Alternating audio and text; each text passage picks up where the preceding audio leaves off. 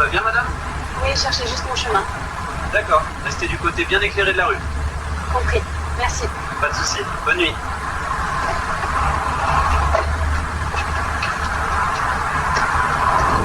Regardez attentivement ces images de vidéosurveillance.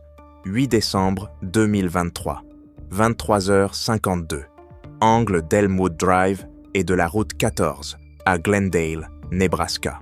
Une femme marche seule sur le trottoir. Elle s'appelle Amber Sinclair. Elle a 23 ans. Serveuse au Donovan's Grill, elle vient de terminer un double service. Ce qu'elle ne réalise pas, c'est que la voiture de patrouille qui se rapproche boucle ce pâté de maison depuis 47 minutes. Dans les 11 prochaines secondes, elle va prendre une décision qui paraît parfaitement rationnelle. Elle va accepter de monter dans la voiture d'un policier.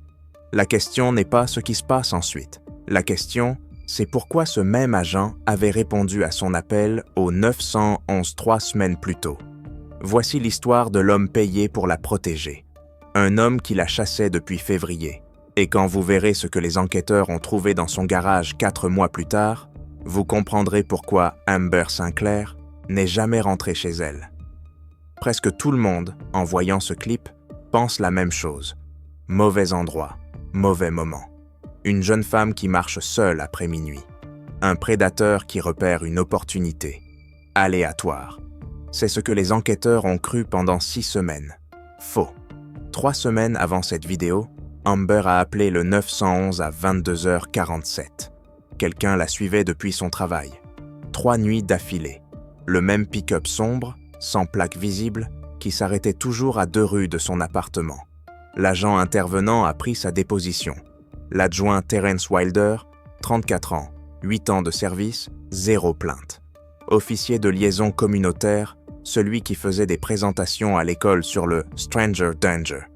Il lui a promis qu'il augmenterait les patrouilles dans son quartier. Il lui a donné sa carte. « Appelez-moi directement s'il se passe quoi que ce soit. » Elle l'a remercié. Elle s'est sentie en sécurité. Pendant les 21 jours suivants, Amber n'a plus revu ce pick-up. Mais voici ce qu'elle ignorait. Ce pick-up était immatriculé au nom du cousin de Terren Wilders. Déclaré volé 2 mois plus tôt, jamais retrouvé. Parce qu'il n'avait jamais été volé. Il était garé dans le garage de Terrence tout ce temps. Il ne répondait pas à un prédateur. Il était le prédateur. Et cet appel au 911 n'était pas le début de son intérêt pour Amber. C'était le test. Qui était Amber Sinclair? Elle avait emménagé à Glendale en janvier 2023. Nouveau départ. Petite ville. Rue sûre. C'est ce que tout le monde lui avait dit. Elle avait grandi dans le South Side de Chicago. Elle savait à quoi ressemble le danger. Glendale devait être différent. Population, 38 000. Un taux de criminalité si bas que le journal local publiait des articles sur des nains de jardin volés. Elle a trouvé un emploi au Donovan's Grill, sur Main Street. Sheedian Wooling. $, de l'heure plus les pourboires. Les habitués l'adoraient. Parmi ces habitués, il y avait un policier. Il venait chaque jeudi soir vers 21h. S'asseyait toujours dans le box du fond. Café noir, tarte aux pommes, laissait $5 de pourboire sur une addition à $8. Il ne disait jamais rien de déplacé. Ne la mettait jamais mal à l'aise. Il souriait, c'est tout. Il demandait comment s'était passée sa journée. Demandait si elle se sentait en sécurité en rentrant à pied. Une fois, elle en a parlé à sa colocataire. Elle a dit qu'il avait l'air d'être un des bons. Mais voici ce qu'Amber ne savait pas. Ce policier venait au Donovan's depuis avant qu'elle ne commence à y travailler. Il a commencé à venir chaque jeudi en février, 3 semaines après son arrivée à Glendale. 3 semaines après l'avoir vu pour la première fois au supermarché. Avant qu'elle ne connaisse son nom. Avant même qu'elle sache qu'il existait. Il avait déjà mémorisé son emploi du temps. Qui était Terence Wilder? 4e génération à Glendale. Son père était policier. Son grand-père était policier. Tout le monde connaissait les Wilder. Tout le monde leur faisait confiance. Terence était l'enfant modèle. Football universitaire, église tous les dimanches. Il a épousé son amour de lycée à 24 ans. Divorcé à 29. Pas d'enfant, pas de scandale. Son ex-femme, Laura, a déménagé dans le Minnesota 6 mois après le divorce. Elle n'est jamais revenue. Quand on lui demandait ce qui s'était passé dans leur mariage, elle répondait toujours la même chose. Certaines choses, on ne peut pas les dévoir. Personne ne lui a jamais demandé ce qu'elle voulait dire. Voici ce que les enquêteurs ont trouvé 11 mois après la disparition d'Amber. Une pièce au sous-sol, cadenassée, insonorisée. À l'intérieur, un ordinateur portable. Sur cet ordinateur, un dossier caché, chiffré. Dans ce dossier, 847 photographies de 23 femmes différentes, toutes blondes, toutes entre 21 et 28 ans, toutes vivant seules, toutes travaillant de nuit. 94 de ces photos étaient d'Amber Sinclair. La première était datée du 3 février 2023, sa 3e semaine en ville. Elle achetait des pommes au supermarché. Elle n'avait aucune idée que quelqu'un se tenait sur le parking avec un téléobjectif. C'était 10 mois avant son appel au 911. 10 mois avant qu'elle ne connaisse son nom. Voici ce qu'il y avait d'autre dans ce sous-sol. Un classeur métallique à 4 tiroirs. 23 dossiers. Un par femme, codé par couleur, classé par ordre alphabétique. Organisé comme un business. Comme un hobby qu'il avait perfectionné pendant des années. Le dossier d'Amber était le plus épais. 73 pages, manuscrites, méticuleuses. Aucune faute d'orthographe, aucun mot raturé. Chaque entrée datée, chaque observation chronométrée à la minute. Page 1, son nom complet, sa date de naissance, son numéro de sécurité sociale. Page 12, description de sa voiture, plaque d'immatriculation.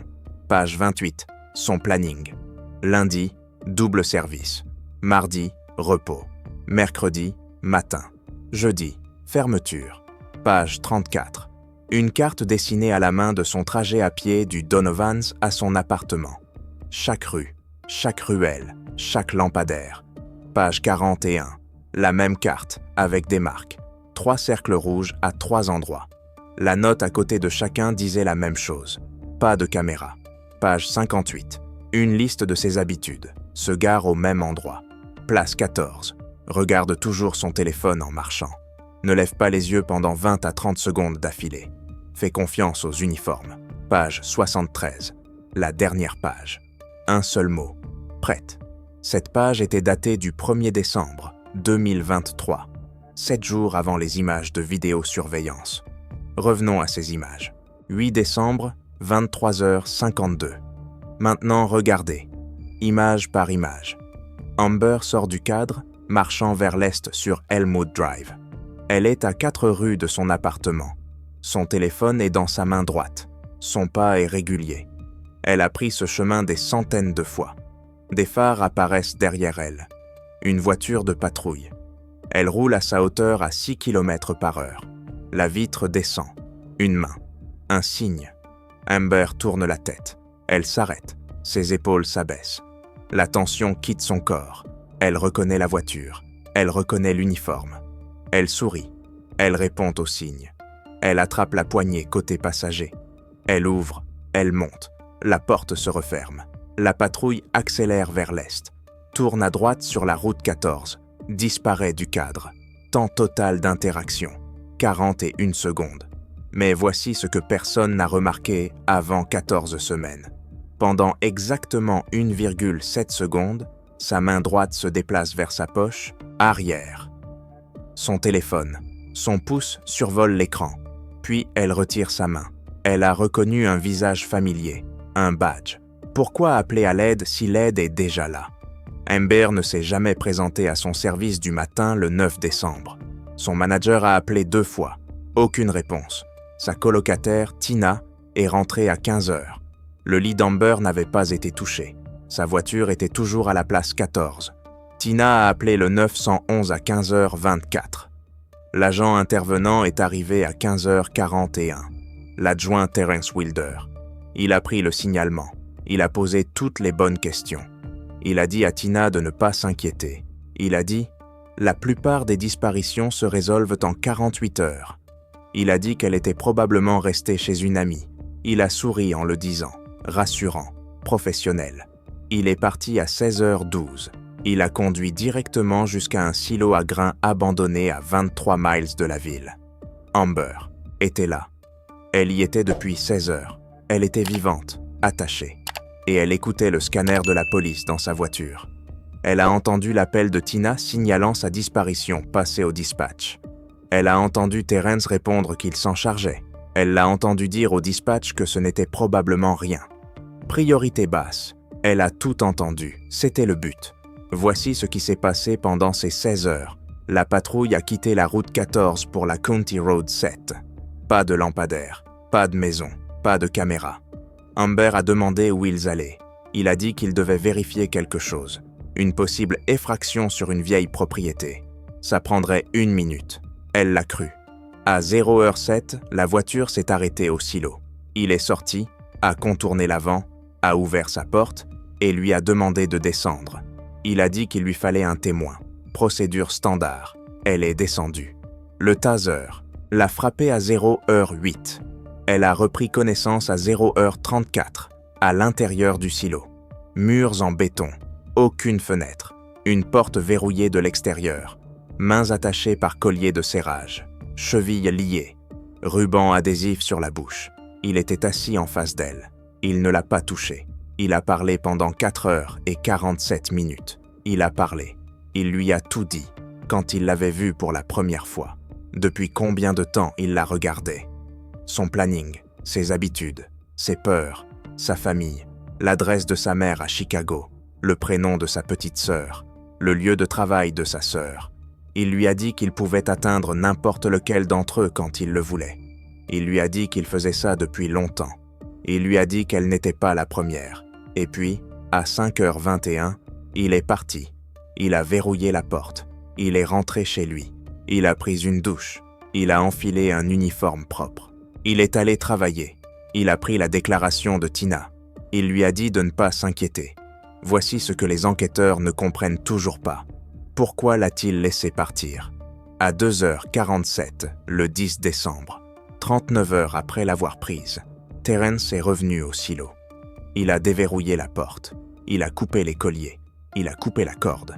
Il a retiré le ruban. Il lui a tendu une bouteille d'eau. Il lui a donné un téléphone prépayé avec un seul numéro enregistré. 911. Il a dit 3 mots. Tu es libre. Puis il est sorti, est monté dans sa voiture de patrouille et est parti. Amber a attendu 11 minutes, convaincue que c'était un piège. À 2h58, elle a appelé le 911. Elle a donné sa localisation. Elle a donné son nom.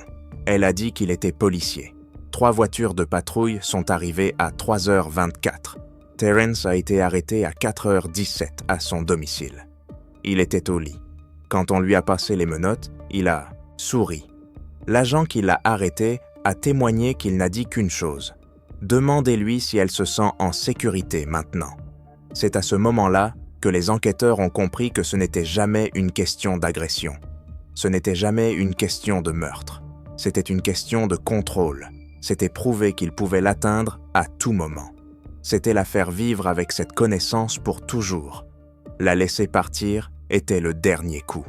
Maintenant, elle passerait le reste de sa vie à regarder par-dessus son épaule. Le procès a duré 3 semaines.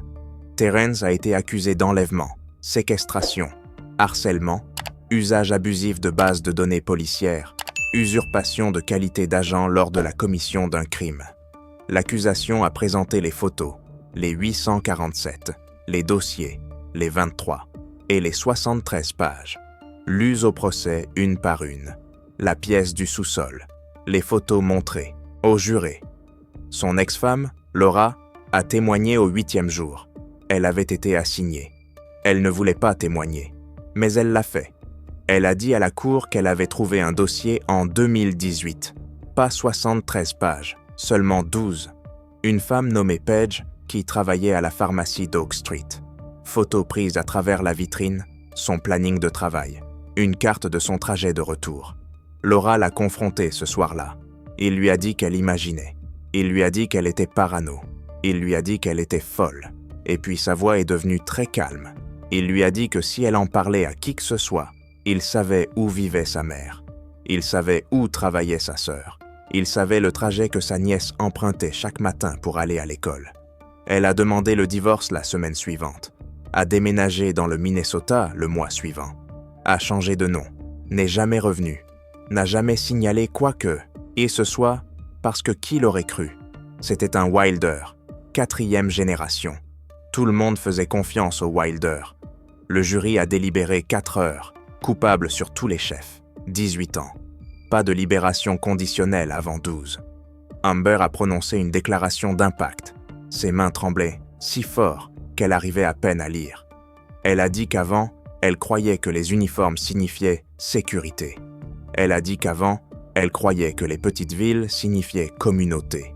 Elle a dit qu'elle ne croit plus à aucune de ces choses. Elle a dit que le pire n'est pas ce qu'il lui a fait. Le pire, c'est de savoir qu'il l'a fait parce qu'il le pouvait. Parce que personne ne surveillait les surveillants. Mais voici ce que le procès n'a pas expliqué. Le dossier avec 23 femmes, des centaines de photos, des plannings détaillés, des cartes avec des zones mortes de caméras marquées. Et les 22 autres, les enquêteurs ont contacté toutes ces femmes après l'arrestation. 19 ont été localisées et interrogées. Aucune ne connaissait Terence Wilder. Aucune n'a signalé de harcèlement. Aucune ne se souvenait de quoi que ce soit d'inhabituel. Certaines se rappelaient avoir vu plus souvent une voiture de police dans leur quartier. Une se rappelait un homme au supermarché qui lui avait souri un peu trop longtemps. Mais rien de concret, rien d'exploitable. Elles étaient soulagées, elles étaient perturbées, elles ont continué. Mais 3 femmes dans ces dossiers n'ont pas pu être contactées. L'une avait quitté l'État sans adresse de transfert. L'une avait déconnecté son téléphone et fermé tous ses réseaux sociaux 2 ans plus tôt. Et l'une avait été signalée disparue en mars 2021. Elle s'appelait Paige Dunlap, 24 ans, préparatrice en pharmacie à l'Oak Street Pharmacy, la même femme que dans le dossier que Laura avait trouvé en 2018. Paige a été vue pour la dernière fois en quittant son travail à 23h15 le 14 mars 2021. Sa voiture a été retrouvée le lendemain matin. Clé sur le contact, sac à main sur le siège. Elle a été déclarée disparue. L'enquête s'est enlisée après 8 mois. Quand les enquêteurs ont interrogé Terence au sujet de Paige, il a invoqué son droit au silence. Son avocat a dit que tout lien était spéculatif. Aucun lien direct n'a pu être établi. Le dossier reste ouvert. Paige reste disparue. 4 ans maintenant. Sa mère appelle toujours la police tous les mois. Voici ce qui empêche les enquêteurs de dormir. Terence était policier depuis 8 ans à Glendale. Avant ça, suppléant auxiliaire dans un autre comté pendant 3 ans. Avant ça, agent de sécurité dans un centre commercial à Lincoln pendant 2 ans. Ça fait 13 ans. 13 ans avec accès aux uniformes, aux voitures de patrouille, aux bases de données, aux fréquences de scanners, aux emplacements des caméras. 13 ans. Combien de femmes? Combien de dossiers? Ce qui n'a jamais été trouvé. Le FBI a ouvert une enquête multi-États en février 2024. Ils ont identifié 7 dossiers supplémentaires de disparition dans le Nebraska, le Kansas et le Minnesota, avec des schémas similaires. Femmes entre 21 et 28 ans, vivant seules, travaillant de nuit, vues pour la dernière fois en acceptant une course dans un véhicule ayant l'air officiel. Tous les dossiers restent ouverts. Aucune inculpation. Terence purge 18 ans, éligible à une libération en 2036. Il n'a jamais parlé d'autres affaires. Mais les hommes comme lui ne commencent pas à 34 ans. Les hommes comme lui s'entraînent. Les hommes comme lui montent en puissance. Amber n'était pas sa première cible. Elle était juste la première qu'il a laissé partir. Et la question à laquelle personne ne peut répondre, c'est « Pourquoi ?» Après le procès, Amber a donné une seule interview, 6 minutes. Le journaliste a demandé ce qu'elle voulait que les gens retiennent. Elle a fait une pause, a regardé la caméra et a dit ceci. « Tout le monde me disait que Glendale était sûr. Tout le monde me disait de faire confiance à la police. Ils avaient tort. Pas parce que la police est mauvaise, mais parce qu'aucun endroit n'est sûr si ceux qui sont censés vous protéger vous chassent. J'ai tout fait correctement. J'ai signalé le harcèlement. J'ai coopéré. J'ai fait confiance à l'agent qui est intervenu. Et cet agent était celui qui me harcelait. Qu'est-ce que je suis censé dire à ma sœur maintenant? Fais confiance à ton instinct, mais pas trop. Signale ce qui te paraît louche Mais peut-être que la personne à qui tu le signales est le problème. Il n'y a aucune règle qui aurait pu me sauver, parce que j'ai suivi toutes les règles et j'ai quand même fini dans ce silo. La seule chose qui m'a sauvé, c'est qu'il a décidé de me laisser partir. C'était son choix, pas le mien. Amber ne vit plus au Nebraska. Elle ne travaille plus dans la restauration. Elle ne marche plus seule après la tombée de la nuit. Elle ne donne pas son vrai nom de famille aux nouvelles personnes. Elle change de numéro tous les 6 mois. Elle change d'adresse tous les ans. Elle a dit aux journalistes qu'elle ferait probablement ça toute sa vie. Elle a dit que c'était épuisant. Elle a dit que certains jours, elle oublie pendant quelques heures. Certains jours, elle se sent presque normale. Puis elle voit une voiture de patrouille. Puis elle entend une sirène. Puis quelqu'un en uniforme lui tient une porte et elle sursaute. Elle a dit que parfois elle se demande si c'est ça qu'il voulait. Si la fuite fait partie de son plan. Si, d'une certaine façon, elle est encore enfermée dans ce silo, même si elle en est sortie.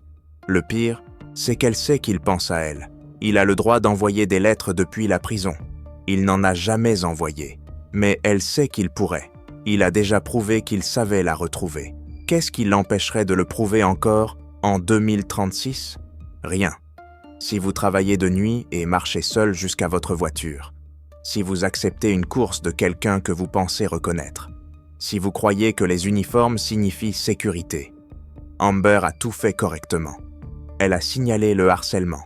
Elle a coopéré. Elle a fait confiance à l'agent intervenant. Elle était montée dans cette voiture de patrouille parce qu'on lui a appris toute sa vie que les voitures de police sont sûres. Et elle avait tort, pas parce qu'elle a fait une erreur, mais parce que le système a fait une erreur, parce que personne ne regardait. Si vous avez déjà ressenti ce moment où quelque chose cloche, sans pouvoir l'expliquer, Morse, écoutez-le. Amber l'a ressenti pendant 1,7 secondes, quand sa main est allée vers son téléphone, et elle l'a ignoré, parce qu'on lui a appris à faire confiance. Ils ne sont pas toujours les gentils. Parfois, l'uniforme est le déguisement. Parfois, le badge est l'arme. Terence Wilder est dans le bloc D du pénitencier d'État du Nebraska. Prisonnier modèle, aucun incident. Travaille à la bibliothèque, lit des manuels de psychologie. Il aura 47 ans quand il sera éligible pour la première fois à la libération conditionnelle. Il a du temps. Il a toujours été patient. C'est ce que prouvait son cahier. 73 pages, 10 mois. Il sait attendre. Amber le sait aussi. 2036 n'est pas si loin. La fille de sa sœur aura 14 ans. Le lycée. Marcher seule jusqu'à l'école. Peut-être un petit boulot dans un dîner. Peut-être des fermetures. Peut-être rentrer à pied la nuit dans une petite ville où tout le monde dit qu'il n'arrive jamais rien. Tout ce que vous pouvez faire, c'est raconter l'histoire. Tout ce que vous pouvez faire, c'est espérer que quelqu'un écoute. Tout ce que vous pouvez faire, c'est dire à voix haute ce que tout le monde a peur d'admettre. Le système n'est pas conçu pour attraper des gens comme Terence Wilder. Le système est conçu pour les renforcer. Il leur donne des badges, il leur donne l'accès, il leur donne l'autorité, il leur donne le bénéfice du doute à chaque fois. Et tant que ça ne changera pas, tant qu'il n'y aura pas de vraie responsabilité, tant qu'il n'y aura pas de vrais garde-fous, tant que quelqu'un ne surveillera pas les surveillants, il y aura d'autres dossiers, d'autres sous-sols, d'autres silos à grains sur des routes de comté plongées dans le noir, d'autres femmes qui auront tout fait correctement et qui finiront exactement là où Amber a fini. À attendre, à espérer, à prier. Que l'homme, en même temps, uniforme décide de les laisser partir. Si vous travaillez dans les forces de l'ordre et que vous vous demandez pourquoi les gens ont peur de vous-même quand vous n'avez rien fait de mal, voilà pourquoi. Parce que quelque part, en ce moment, il y a un autre Terence Wilder qui porte un badge, qui conduit une voiture de patrouille, qui construit un dossier, qui mémorise un planning, et personne ne l'arrête, personne ne regarde même.